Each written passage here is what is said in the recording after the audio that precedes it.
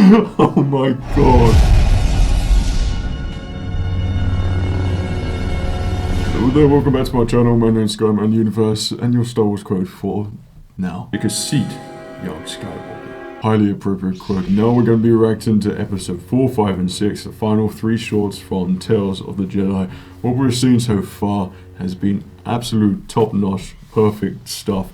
And it's what I sort of expect, what we all expect from Dave Filoni, and he always delivers the goods. We've done all the discussing in the previous episode, but I will just say that I'm just as excited as I was at the start to watch these final 3 episodes. Now assume that there's going to be 2 Ahsoka and 1 Count Dooku, and whether they're actually going to show a transition of Count Dooku turning into a Sith, because he was very much in the middle in the 2nd episode. And maybe there's going to be a moment in one episode, and we're going to see that, and that's going to be quite kind of surreal, and I'm sure very well done. But yeah, how they go about doing that is a great mystery. And Ahsoka as well. I know that there's older Ahsoka, so she's going to have a flashback. We're going to see Ahsoka after all the Clone Wars stuff, because I think there is that Inquisitor person someone mentioned to me as well. I didn't know who that masked person was. That's going to be very interesting what timelines they're going to pick up here. It's kind of cool that they're going through all the timeline, picking out all these things. I would have kind of loved to have these sort of styles of episodes, even though I'm completely binging it right now and I have no self-control, and I certainly wouldn't wait if I knew that there was another episode following it. It would be good to have these sort of styles of shorts for all the characters that we love from the Clone Wars, even new ones, like even someone like Yaddle. That's going to be it, isn't it? It's the confrontation with Yaddle, with Count Dooku. Anyone, Ki-Adi-Mundi, Plo Koon, any of the Jedi Masters, even young Obi-Wan Kenobi. Something which, seeing Qui-Gon Jinn as an apprentice with Count Dooku, who might I ask looks like Count Dracula, which I think was very cool in the first one. I would love a series completely dedicated in the Clone Wars style, voiced by Qui-Gon and Obi-Wan, because they could totally do this, because, you know, age won't be a problem and how they look. Just need their voices, and have a series, like one series of young Qui-Gon as a Jedi Knight training a very young Obi-Wan Kenobi, or, you know, a younger Obi-Wan Kenobi that we saw in the Phantom Menace, anything before that. And what would be completely interesting about that is you could do a story focused on that, but also have perhaps Darth Plagueis looming in the background and seeing actually what happens there, unless they make it something completely original as that. But there's so much scope and so much awesomeness and stories that can be told. So if any of the creators, which you will never, but just in case you slip through and end onto my video, I would be your biggest fan ever, and be eternally grateful if you ever made something to do with a younger Qui-Gon Jinn and Obi-Wan Kenobi, and Darth Plagueis and younger Senator Palpatine. That would be incredible. And then how Maul got onto the scene as well. To see that all in Clone Wars visuals would just be, yeah, fanboy galore. But anyway, I'm so excited for these next 3 episodes. Let's begin. Oh gosh, I just saw the title. It's called Sith The Lord, and it's a Count Dooku one. I don't know why, I just feel like I've got this guilty feeling that we're able to just watch it all at once, and I'm getting something that I just wanted with all my heart. Like we're in the Jedi Temple again. Like, how incredible is that? And Count Dooku's goes straight to the restricted section. Whoa. So he's already doing it. That's so good. That youngling sorted you out though, Count. He knew what you was up to. The fact that he's doing all this still is part of the Jedi Council, or Jedi Order. What's causing... Whoa. Where was this encounter? This happened in Phantom Menace. Qui-Gon Jinn always had such an active imagination, as did you. That's amazing.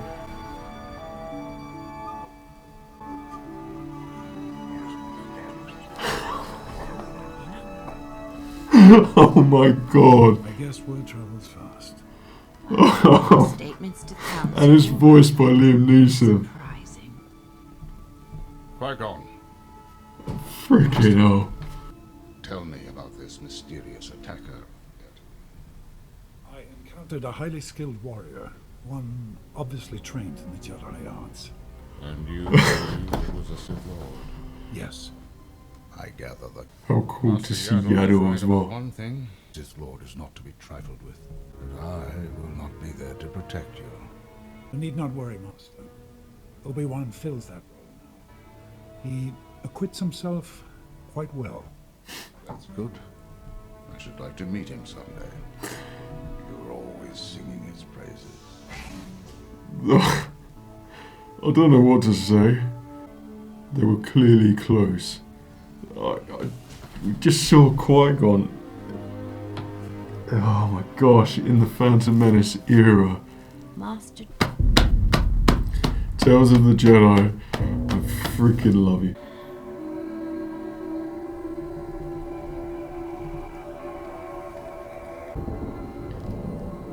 That's crazy to think that it was Qui-Gon which tipped Count Dooku. That's amazing to see this. This is what they do so magically, is that the things that we didn't see in the movies, like adding Count Dooku in episode 2, you think, well, where was he in episode 1? Why was there never any mention of him? Why didn't we get to see him? And now we see it in Tales of the Jedi. Like, it's just so perfectly done. No way is he going to Sidious right now. Oh my gosh. This... surely not. If Palpatine is there, this is not going to go very well for Yaddle. This is a super secret place. Freaking hell. Gone too I don't know what you mean. Qui-Gon Jinn. You allowed Maul to kill him. You lost an apprentice, and so did I. Is that actually Ian McDermott? Service of our greater goals. This is crazy. Galaxy will not be My loyalty? always, I have done everything you asked. and I will not. No, Bloody hell. this ends here. Bloody Sith hell. Lord. Been betrayed. No. Gosh. Don't believe her. Whatever lies he's told. Wow. Remember what you told me. It is too late. Bloody hell. Count. No way. This, are we seeing? This is like a season finale worthy episode with stakes of massive proportions. This is incredible. We're just watching it all at once. Well, I am.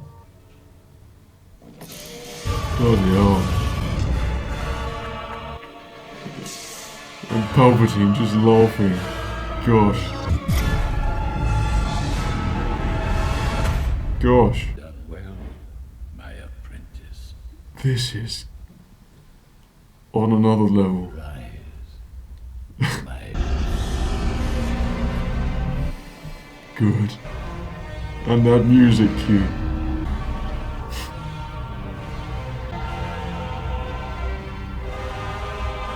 I think Palpatine's gonna do it. He's gonna count. Please don't. That's crazy. Now we all hate Count Dooku.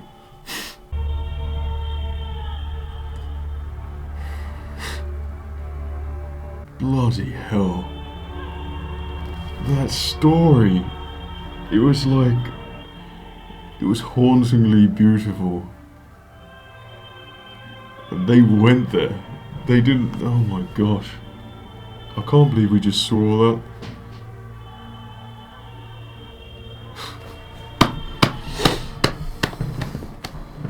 Episode 2. Back at the temple. I know that run.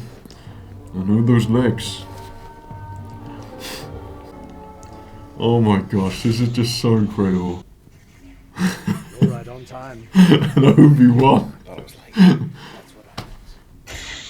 Brilliant.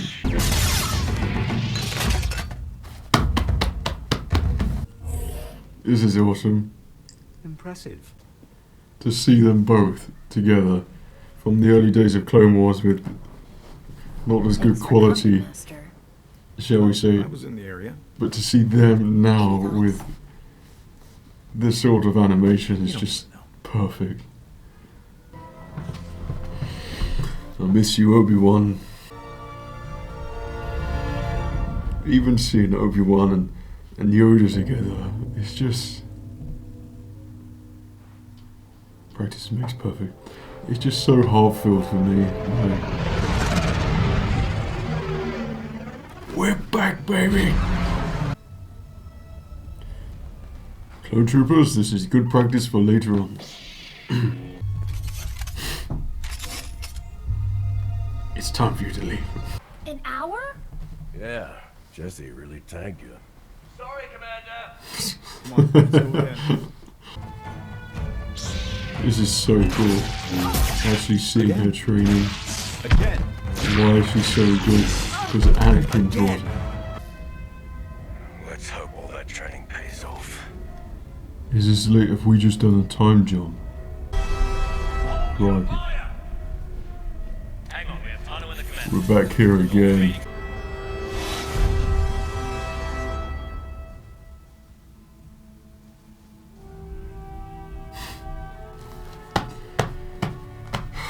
Man, these episodes. I just don't want it to end. We got one more left. It's just... It feels like it's home when you watch it. If that makes sense, I don't know. But for me, it makes me so happy. Like just watching Clone Wars. It always has. And to get something new is just like a gift. A great gift. Episode 6. Final episode. I don't want it to end.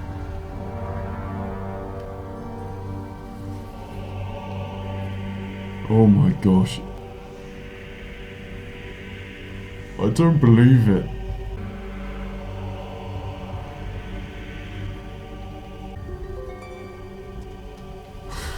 That's just incredible.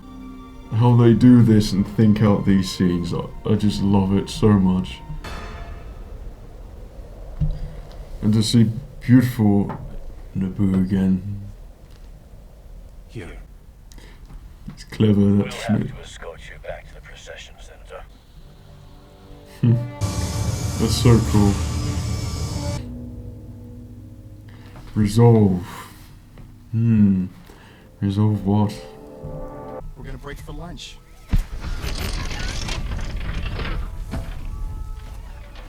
You're piling them up. Ashla, come sit with us. Ashla. Good name. Do you suspect?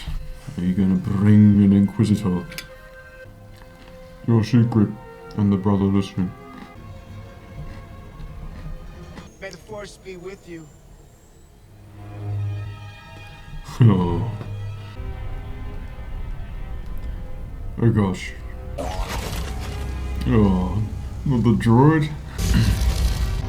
Serves you right for calling the Empire. I was here, and yet I find no one, and expect Imperial favor. He's He's not creepy. mine. Here is your reward. Don't trust the Empire. He is creepy. Can it be But is this the first Inquisitor we've seen in supposed to be dead? Clone Wars form? Because that's... They look amazing. He looks amazing.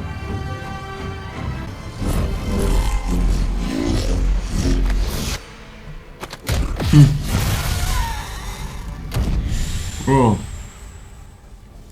It was quicker than expected. That's so cool. This is your one-way ticket. Join the rebellion.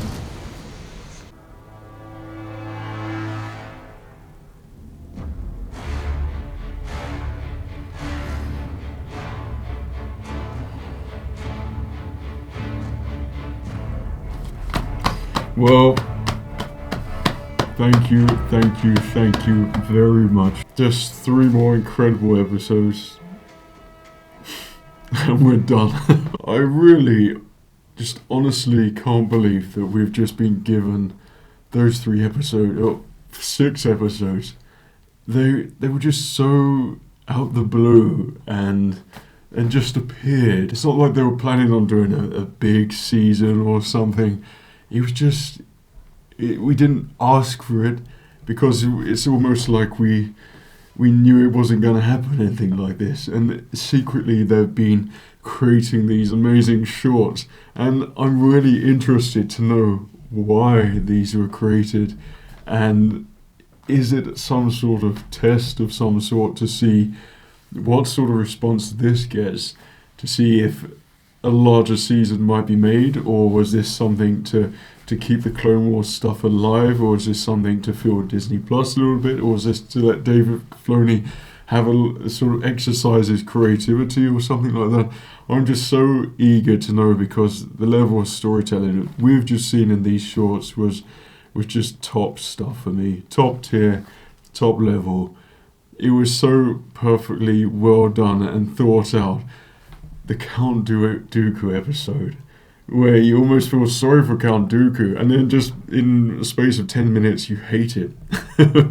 And just the fact they went there for that time period in The Phantom Menace, and then to jump to Attack of the Clones as well, and to see how close things could have been. I mean, it was all happening on Coruscant, and Yaddle could have just, gone straight back to the council, and it could have been ended there and then. And that's a storytelling that I like, because it's a massive what if.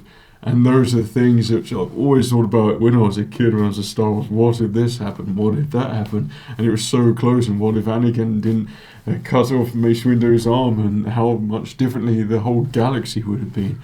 I mean, it's just, that was a massive what if moment. He came so close. Yaddle came so close to Palpatine, and Palpatine just doing the Return of the Jedi Emperor stuff, sort of just watching, overlooking, and manipulating as in the best sinister way he can from almost the shadows, and seeing Count Dooku turn, and that point, just a Sith Lord is born from that destructive path that he decided to take there. I mean, once Yaddle just lifts up the door, and then exhausted and still wants to help Dooku, and then Dooku, who shows no remorse whatsoever, just decides that is it and cuts her down. It's such a beautiful but such a sad tale that was told, really, of the sort of fall of Count Dooku.